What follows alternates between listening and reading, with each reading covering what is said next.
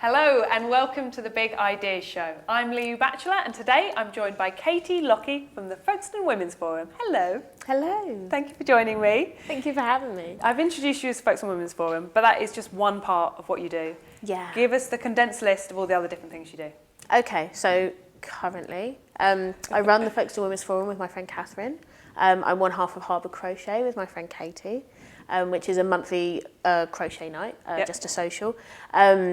I am a volunteer breastfeeding counsellor with the Lecha League, and so I run our local meetings and chapter and breastfeeding support for that. I volunteer at a coffee morning once a week and at a toddler group once a week in East Folkestone.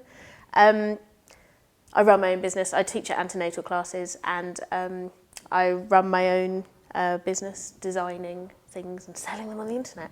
Brilliant. Those are my things at the moment. Okay, I think that's definitely the longest list ever, which is why I wanted to get you on, to hear why, how, what it's all about. Hearing about that after these titles.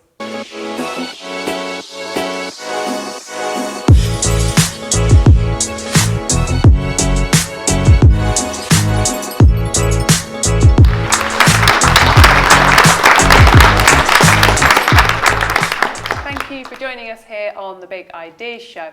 As you just heard from Katy, this is about people doing clearly lots of stuff in the community, and the show that gives them the chance to talk about why you do it, really, a lot of the time. I want to start by saying a quick thank you to our sponsors, the Glass Whiteboard Company, to our venue, who are the Grand here in Folkestone, and to all our contributors and crew who help make us possible. Right, Katy, let's get cracking on that list, shall we? Okay. I guess generally from chatting to you before, and as is implied by the Folkestone Women's Forum, a lot of the stuff you do is around women supporting women as a general theme, but I know from talking to you before there's lots about kind of relationships and support, but I probably can't do it justice, and we would be here forever. So let's just go straight into your story. Let's kind of tell me about how you've got to where you are today and the various steps. How I got to where I am today. Yeah. Well, I've been in Folkestone for 20 years, almost. And I think where I am today, I think really it started, I'll say 7 years ago when I was, when I had my daughter, my second child. So I had my son 17 years ago. And then when I had my daughter, all of a sudden I was like back on the sofa again, like back on the floor, perhaps playing with toys again, and out where I'd been back at work and sort of building my own career and things like that, I was suddenly just on my own with a baby, and so I kind of had to go out and like find a new community. For most of that time before that, although I lived in Folkestone, I spent most of my daytimes either at university or working in Canterbury. So coming back into Folkestone and trying to figure out quite what was going on. So I started to get involved in, I don't quite know what's wrong with me, but I don't seem to be able to just go to something. So I soon started to become involved in helping to run some of the mum and baby projects that were running at the time. So I was helping out at toddler groups, and I quickly found a sort of little niche in a breastfeeding group where I was trained, and I was facilitating the groups for breastfeeding mums to come to, if they were having struggles or they just wanted a social meet up. And from there, a kind of a career grew as I got more and more training, which turned into a job, which just turned into my life. So throughout those years, meeting really with mums, meeting with women mostly, at this really interesting stage of their life. I was really interested when mums were having babies and then perhaps finding like a new aspect of their identity or trying to work out really, much like I was, like what's life about now? Who am I if I'm not my job? Who am I if I'm not how I spend my time? Who am I if the things that I used to spend my time doing and at this moment in time not available to me? Am I still even the same person if I spend my time just like singing nursery rhymes in a circle on the floor of the library? And I was finding that just like deeply interesting, and finding that all the projects that were running, the thing that seemed to be so precious and so I don't know, transformative perhaps for the women that were coming were not the activities that we were doing. It wasn't the singing or the signing or the baby massage, but it was the connections made with other women and the communities that were being built around that. And as my job progressed in breastfeeding support, I was able to really see actually the most important part of what we were doing here is not just perhaps like helping people in need when they need it, but really bringing women into a circle, into a community, where they could then make connections, feel at home, and then a few months down the line to watch them welcoming other women in. Yeah. And I think that was really, something really that's quite special about that. Yeah. So out of that, Catherine and I, who currently run the Women's Forum together, we used to run a baby group together. Then our children got too old for it. And it was almost like we still needed a reason to get together. And so we went along to a think-in for one of the women's festivals here. This is about 4 years ago now. In Folkestone, and it was a thinking about what are we going to do for International Women's Day, what are we going to put on, and we were there, we had quite young children, and we were like, oh, there's nothing on the programme here that really meets those needs for these women in between, like, you know, sort of maybe a little bit left out of the cultural goings on. Their children are not quite old enough to perhaps go in a creche, so quite often if you go into cultural spaces or cultural programming, something else will be put on for the children, or there'll be the expectation that the children can be left behind. And we were like, this is not the experience of the women that we meet. They want to be able to go somewhere with their children. So we said that in the thinking, and as the Creative Foundation is want to do, they're like, brilliant, Folkestone Fringe, get on it. So the next thing we knew, we were running workshops as part of that programme that year, and we did that for a couple of years. And out of that, the Folkestone Women's Forum was really born. We started to collect together groups of women who were just interested in meeting. We started meeting monthly, first having meals, and out of that monthly meal grew actually we'd like to get a speaker in. And then now we've been running for almost 2.5 years. Nice, really nice. So And does like you describing it there, and I've heard you talk. What you said just there kind of allowed me to see it in you, like that I've not considered, like that kind of becoming a slightly new identity or rediscovering who you are when you have like a child. But and a lot of the stuff you do is around women. Is that because it's kind of about the supporting the women, or is it more about kind of the mum element? Is it women, or is it kind of being a mum?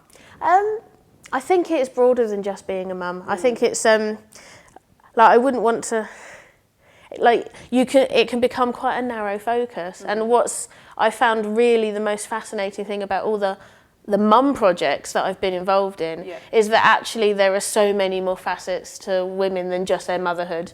And I think some of the difficulties perhaps with that, finding that identity, is that our society really does still treat women with a young baby as almost like a separate section of society. So many parts of, so many things just aren't easy to do when you've got a child along, when really, I mean, babies are just tiny adults. They're fully human, should be fully welcome in most spaces. But really noticing again, that there was just the desire for women to connect, not to bond over perhaps, we've all had babies around the same time, but actually we're interested in art, we're interested in culture, we're interested in politics, we're interested in like supporting each other through all sorts of stages of life. And so, I think just to keep it to motherhood is very narrow, but there is definitely a specific need to be met within in every community for people that are new mums to be able to welcomed into that safety. Because I think there's not many opportunities, I think, in life to like really make like new friends, or where you really forced to make new friends. Definitely beyond school. Totally. So you do it at school, maybe at university, and then perhaps as you change careers, and then motherhood, you're thrown sort of out of your community that you're used to, having to build a new one. And I do think that women can make you make bonds then that I think go beyond just we've all got children to coming through every stage of life. I guess it's a moment in time where as looking at someone individual, we have external factors, you know, it could be having a baby, it could be anything, a change in your life circumstances that force us to kind of, we maybe look at life in a different way, and I guess that's what you're doing, and it just happens that and that is a very what's key been point. really enriching about the forum is because as we've sort of moved on from like doing daytime things for a specific group of women and opening it up, is that we get a much broader diversity of women's experiences. And again, we're like, I think it's really precious when women of different generations come together, because we've all got so much to learn from and for each other, which maybe you don't get if you're in a little enclave of everyone in the same stage of life. So I think that's been really, I've been really enjoying getting to know, I don't know whether I should say lots of older women, sounds a bit rude, but yeah, getting to know older women and hearing their experiences is, it's been exciting and enriching. Definitely. Sounds wonderful. Okay, loads more to talk about. We're going to have a quick break now, and we'll chat more after this.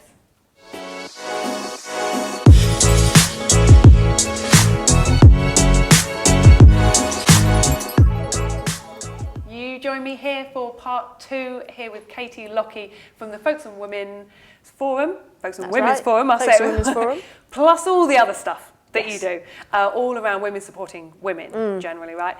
But let's go now a little bit more into how and why you do so much. Clearly, by the sounds of it, you're someone who goes, okay, there's a problem, and you experience, so you know the problem, and I'm going to do something about it. And I think if more people like that, then a lot of problems would be sorted. We'd have a lot less moaning, wouldn't we? Oh, this is wrong. You actually do something about it. But I guess we can go on to, I guess, maybe some of those skills, what people could do if they're like you, want to make a change, want to make a difference, and want to help other people like them. But first, I kind of want to ask, kind of what inspires you to do so much? Why do you do it all? Because there's a lot. We've touched on a few. A lot. I know. It is, when I list it out, it sounds horrific. I'm not really quite sure how it works. I'm incredibly lucky at the moment that I work for myself, and so that I'm able to like move my work around and just get it done as and when, to free me up to be able to do a lot of stuff on the side, voluntary things.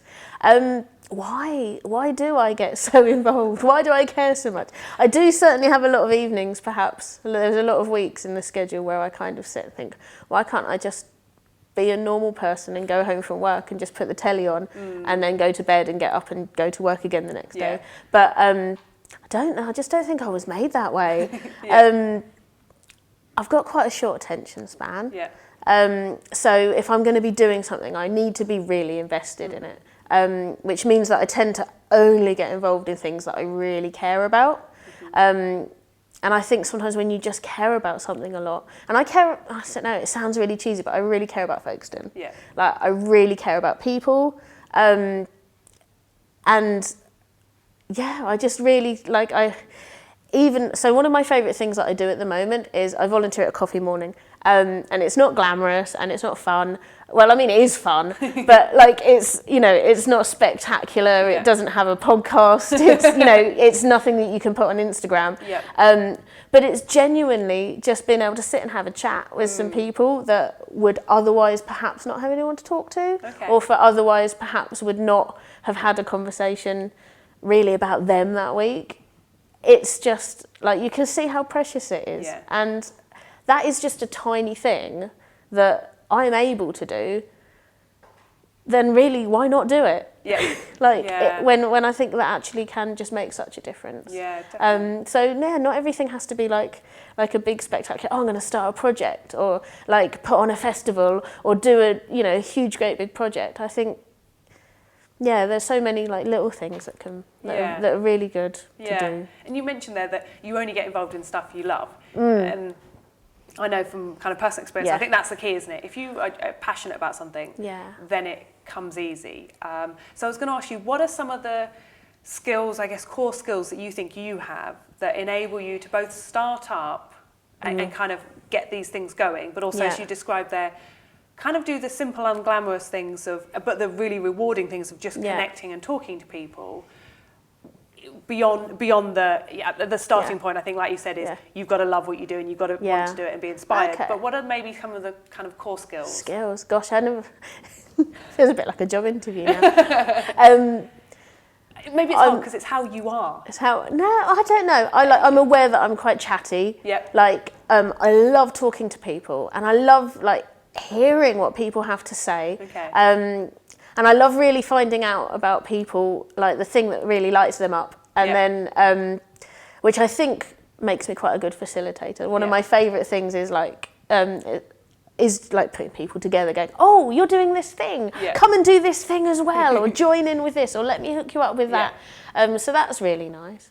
What else? I think also I'm quite a good sustainer. Okay. Like, I have a lot of ideas. I'm not able to really act on any of them, but I am quite good at just keeping, like, because sometimes you can start a project, and many of the projects that I've started have taken a long time to get going or to become like depending on how you measure success. But to reach the right people or to help the right people or to get the right audience, sometimes it just takes time. And I seem to be quite like, I don't know, determined. I don't know, not a determined to make it work, but quite happy just to get on with doing the work.